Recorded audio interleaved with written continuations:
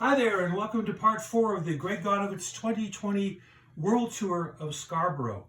Brought to you today, because it's so crummy outside, I hope it's nice where you are, from the basement at BOSSY and BRAGGY Manor, which is what we stupidly call this house. Today I want to show you some of my bass guitars. This one here is reputed to be my very first bass. We can't really substantiate that, but it sure looks like it. My dad bought it for me in 1964. I put it in my book, which looks like this, if you haven't seen it, as a 3/4 scale bass. It's not.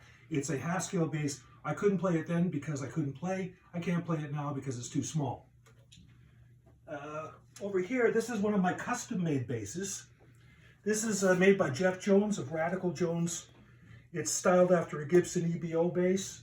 There's a cool little thing here, right up in the headstock, is this image that's done in mother of pearl. Now this was done by Long John Baldry, the guy that helped Elton John back out in the day.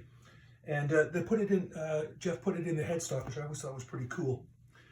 This bass here, I call the FrankinKay, because this was made by Dr. Frankinstein, Seppo Valjaca in the Dominican Republic.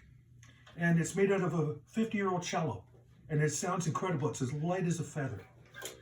My favorite bass, and I've got a lot of basses, not quite as many as this guy, Geddy Lee, but this was given to me after my grade 10 English teacher, Christine Hill, nee Christine Webb. She was the first one to really encourage me to be a writer, and I dedicated my book to her.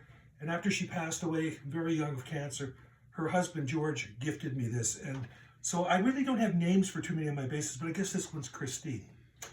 So over there in that corner right there is a Vox Essex bass amp, like the kind Paul McCartney would have used at the Royal Performance at the Palladium in London. And I think that's about all the time we got today.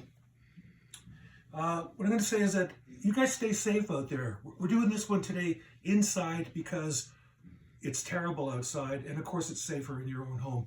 But we are going to continue our tour, and just rest assured that when Mrs. Claypool and I are out, we're not around any people. If we see people, we move.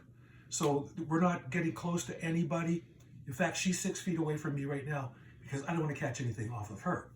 So stay safe, wash your hands, support small business, take it easy out there, be nice to each other. We'll see you tomorrow.